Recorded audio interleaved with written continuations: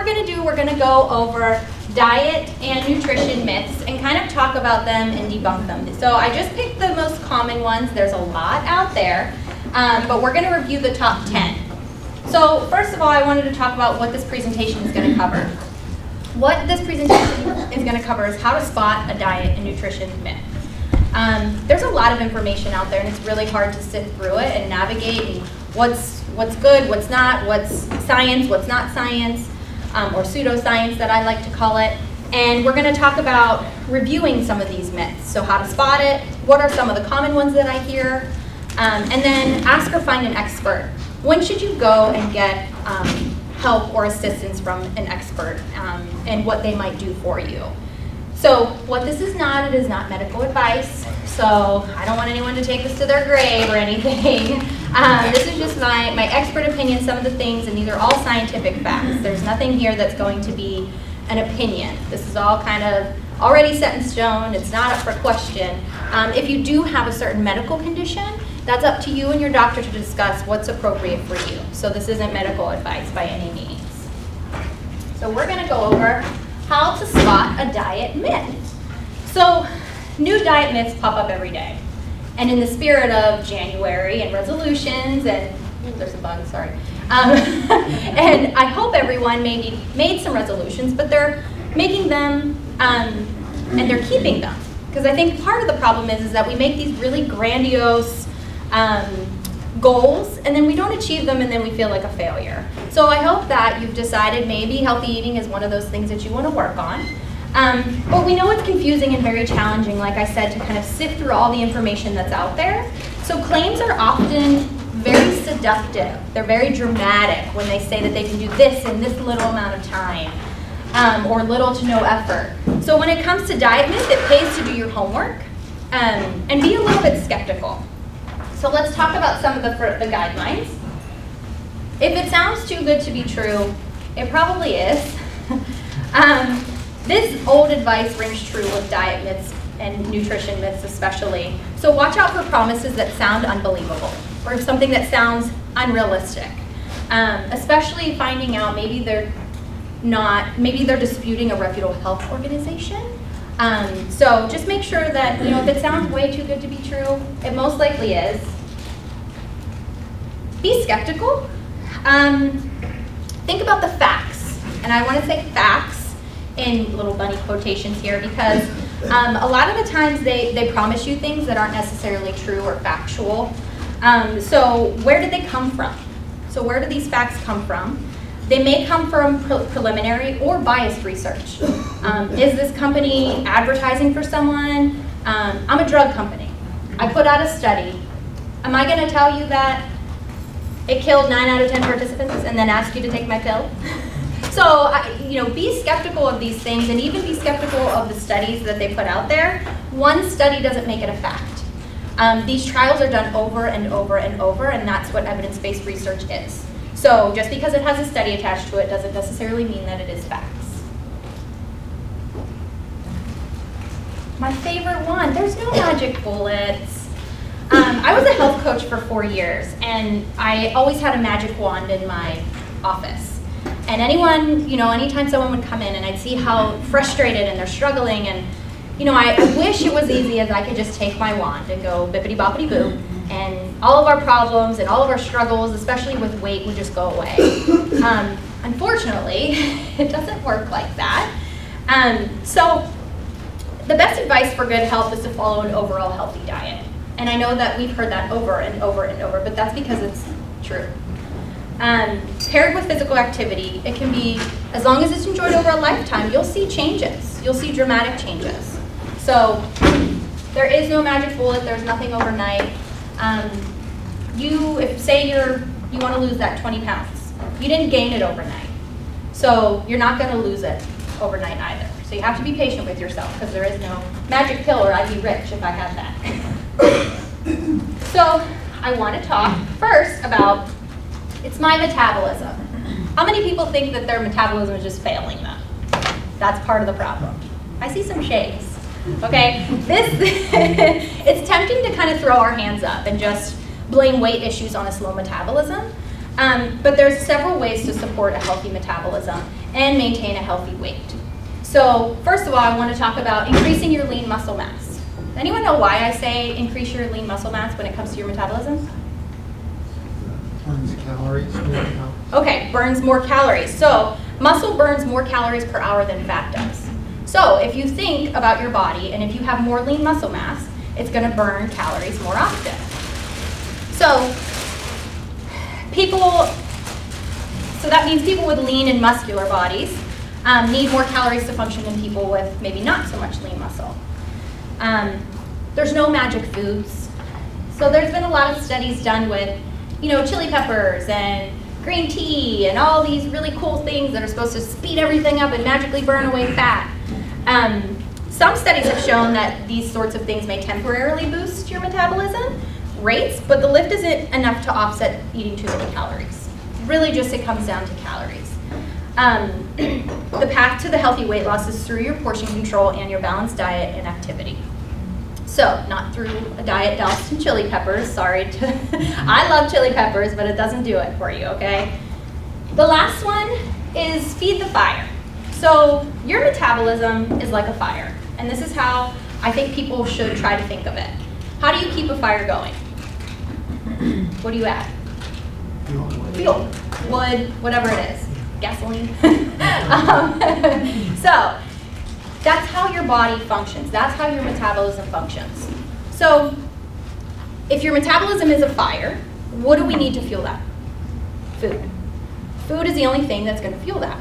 So say you're limiting your calories. You're severely restricting them.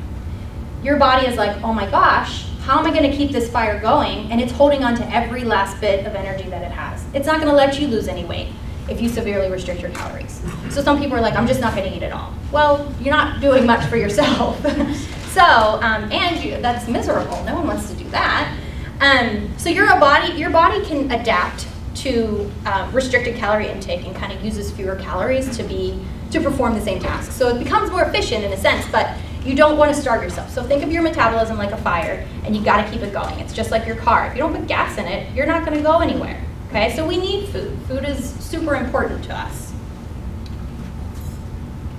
Second, water will make me lose weight. I see all these really funny ads like, drink a gallon of water a day and look what happens to your face, and like all these really crazy things. And I keep thinking like, I don't know that that's true.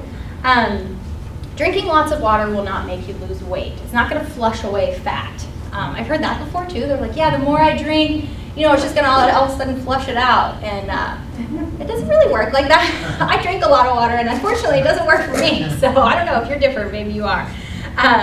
No, but in all seriousness, water is important. It is a vital part of a healthy diet and healthy lifestyle. So it's extremely important for maintaining energy levels and body functions. And oftentimes, interestingly enough, hydration or dehydration can mask as hunger. So a lot of the times we think we're hungry and we're really dehydrated. So if you're not getting enough of that water, it may mask itself as hunger, so then we start eating. And we're not really hungry, we're just thirsty. How many people think they get enough water? We have really nice water here. I'm really excited to get this water bottle away. Also, something to think about, majority of folks drink sodas, sweetened teas, juices, Starbucks, your flavored coffees, things like that.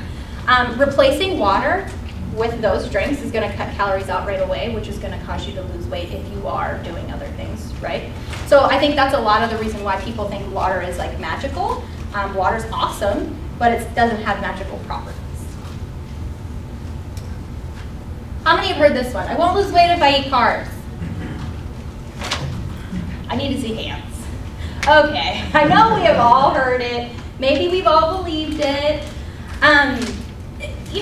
Oftentimes I think people get a little confused maybe with what a carbohydrate is.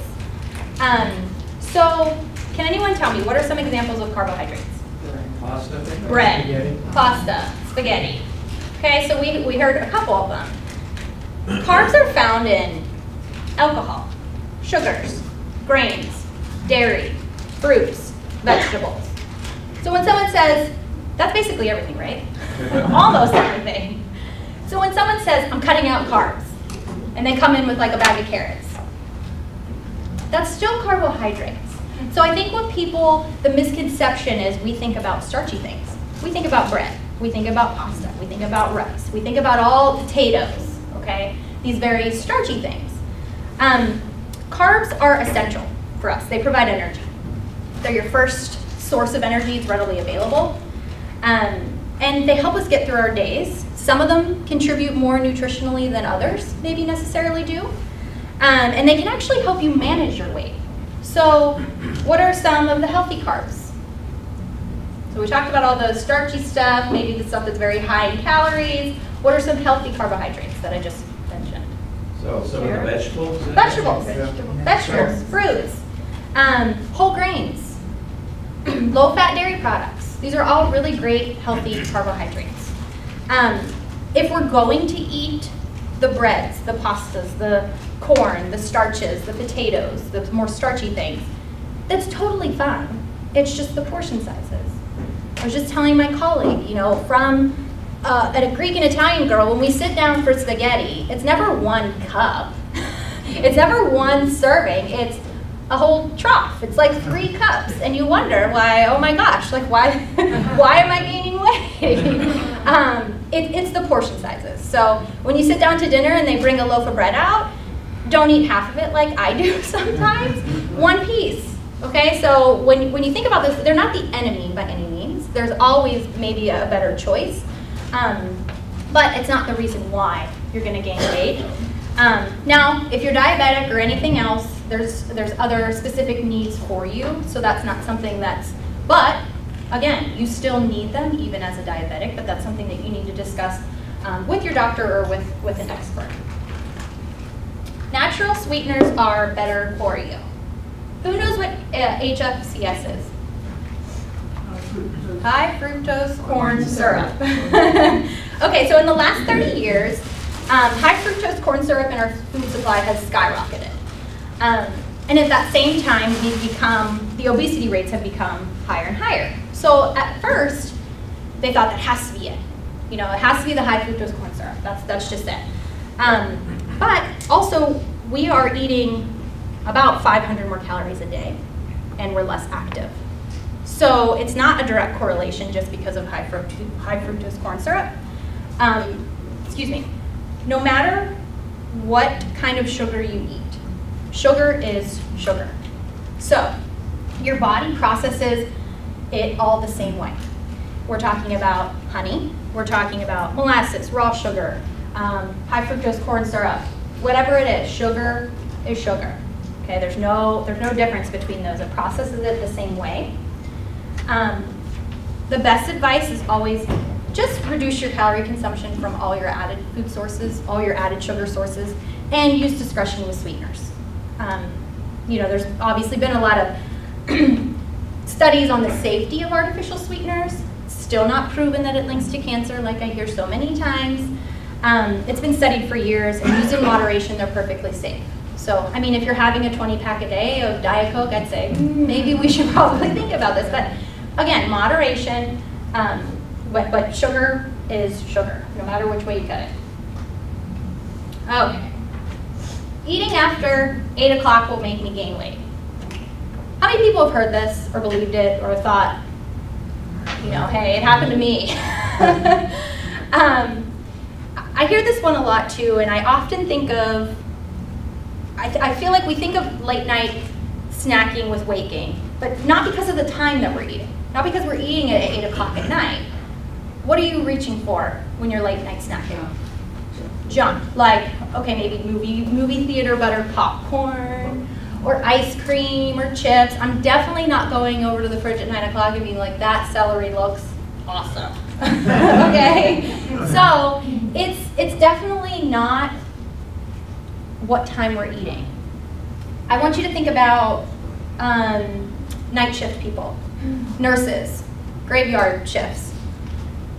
So they just don't eat all day? They don't eat all night when they go to work at 12 o'clock? They have to wait until 7 in the morning? Your body doesn't know time. So calories don't know time. It's what we're eating, how much. Any excess calories, whether it's ingested at 12 o'clock at night or it's ingested at 3 o'clock in the afternoon. It doesn't matter, but it's what we're eating. And if you have any excess calories, it's going to turn into fat. So that's where the weight gain comes from. The second thing is eating fat makes you fat. Welcome to the 90s, the low-fat diets, and maybe it was the 80s, I don't know, maybe it was probably a little bit of both, but I think it was the 90s. Fat is important. It's so important for your overall health. Does anyone know what fat does for you? There's a couple things, but can anyone name anything? It makes hormones. It makes hormones. Yeah. It helps with absorption of vitamins.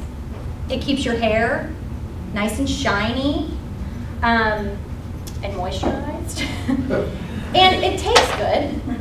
Duh, right? Fat tastes good. That's why we like it so much. And it helps you feel fuller longer. So there's a satiety factor to this. It's the type that matters. So all fats are not created equal in this sense. What are some, does anyone know what the, let's say, good fats are? Let's start with those. Can anyone name some good fats, healthy fats? Avocados. Nuts, avocados. Yes, avocado's a good one. So olive oils, nuts, seeds, fatty fish, so salmon, things like that with your omegas in them. These are great for you. What are some of the not so great fats? Butter. Tastes so good. It tastes so good, yes. Like Pauline. Yeah. What are some other things? Pork belly. Pork belly. And that is also delicious. So your not so great fats for you are going to come from your baked goods with your delicious butters and all that stuff. They're going to come from your red meats, the steaks, the really fat bone-in ribeyes that everybody loves, including myself. Full-fat dairy, ice creams, your treats, right? They should be kind of treated as that as well, treats. We don't do that much anymore. And it's not to say that you can't have them. We still need saturated fats. We just don't need as much of them. And only 25 to 30% of your caloric intake should be fats. Most people far exceed that. Let alone actually sticking to the fats that we should be sticking to, especially for your cholesterol levels. Healthy foods cost too much. How many people think healthy eating is too expensive? A couple of us, I agree. There is expensive produce and there's inexpensive produce. And there's expensive junk food and there's inexpensive junk food. There's 3 steps, and I you know, in a perfect world, I think it wouldn't be as expensive to eat healthy necessarily, but it doesn't have to break the budget. If you are budget conscious, there's a couple things that I want to talk about, and maybe that can help you out if you are on a budget. 3 steps. So plan. How many people plan every week? Plan your meals, plan your shopping, do all of that. So many people go into the grocery store with no plan. So many people go in hungry.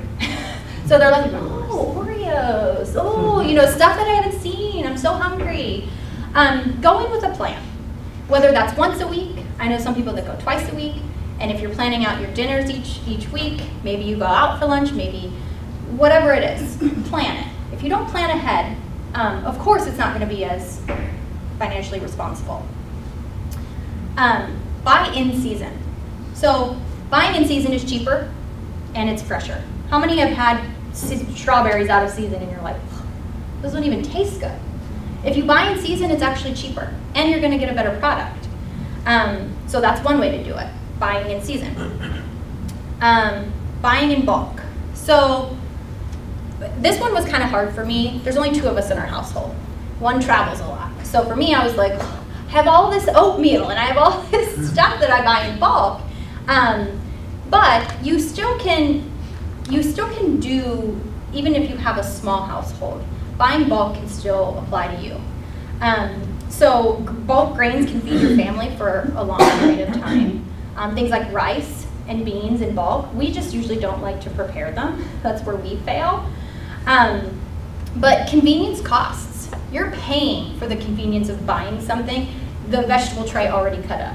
You're paying extra money as if you were to just buy a bag of carrots yourself or cut up the celery yourself. Oatmeal. I love oatmeal. but you pay for those little packets, you pay way more. If you were to just get a thing of oats, buy your own, put in your own peanut butter, or whatever you like, cinnamon, or a little bit of brown sugar. So convenience costs. So when you grab things, because H-E-B, God love it. I just walk through there and I'm like, oh yeah, you know. But you think about it, you're spending so much more money. And then if you were to prepare it yourself, you're going to be able to stay on budget. To lose weight, I have to eat foods I don't like. Healthy eating is like a punishment for some people. And I want to shake them. I want to be like, healthy food is just great. And that goes for maybe the junk food that we all love, like butter and all that stuff. That's wonderful, but so can healthy food can be wonderful too. It's not a punishment. It's improving your habits means you're making better choices. It doesn't mean those changes need to say that you're giving up everything that you love, that you're giving up butter altogether, or you're just cutting something completely out. Words I know everyone has heard: balance and moderation. It's the truth. In moderation, you can have the things that you enjoy. You can savor that a little bit more. So I'm getting ready for a wedding soon, so I'm like, oh, I'm very cautious. But when I get the chance to have something I love, whether that's cake or ice cream, I savor every last bite. So I think it can help you enjoy it a little bit more. But again, it doesn't mean I can't have it. It doesn't mean I have to totally cut it out, but it's a treat, and you should enjoy it as a treat. Be adventurous. Find some new foods, fruits, grains. There's so many different grains out there. Wheat berries, farro, spelt, quinoa. Gosh, there's so many. Be adventurous. Try a new spice. Try a new flavor. Fruits and vegetables. Try a new in-season fruit. So be creative with it and have a little fun. And it doesn't have to be punishment. You don't have to eat a salad every day like my fiance thinks. I'm like, no, you don't. That's not how it has to be. So think outside the box. Be adventurous with your food choices. Try new recipes. The internet has a ton of them. Trust me. Okay. I can eat whatever I want as long as I exercise.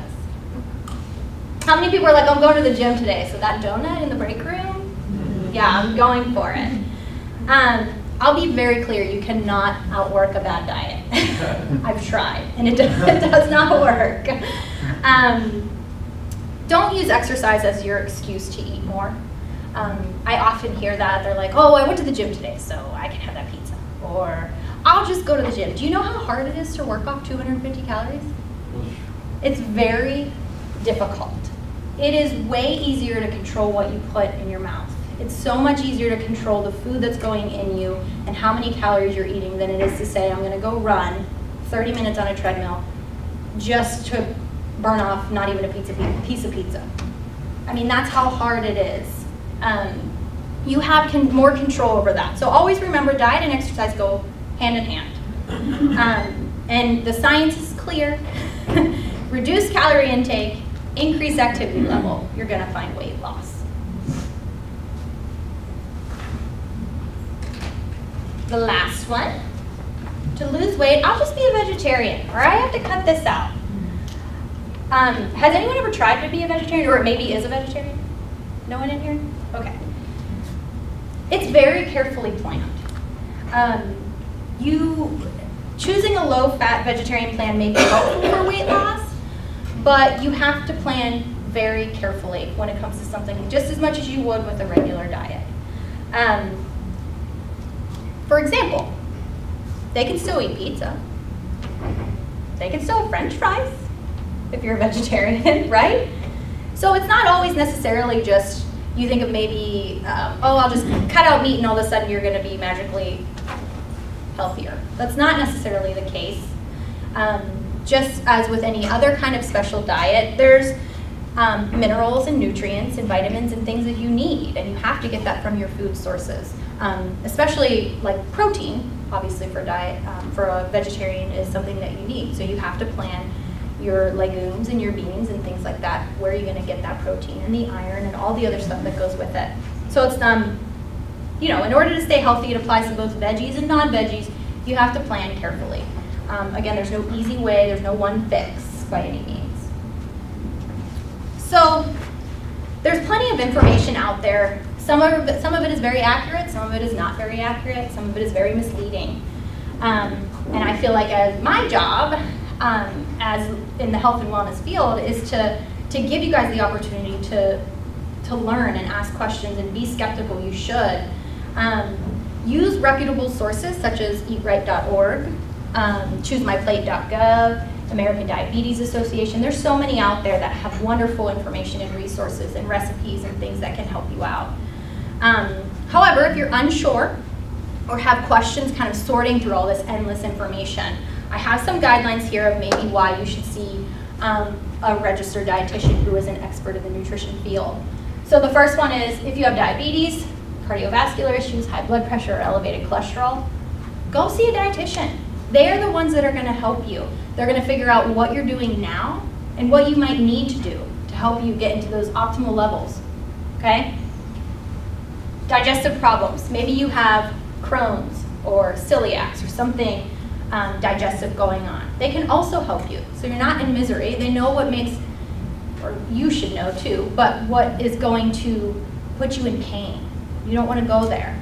So again, carefully plan things like these can be seen by a dietitian, of course in conjunction with your physician.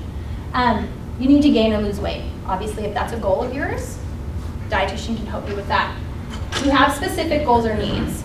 Maybe you want to get pregnant, or you are pregnant and you're breastfeeding. You have very special needs when it comes to your diet. Or sports performance. Maybe you're training for a marathon or a half marathon or a triathlon or whatever it is. You have goals. Go see them. They can have specific help just for you and your situation. You want to eat smarter. You don't have to be sick. You don't have to be sick to go see an expert. If you have questions, by all means, this is something that's available to you. These are experts who are trained that are ready to help you and help you make better decisions for your lifetime and for your health. So these are some of the things that, or reasons that you might go, which is really anything.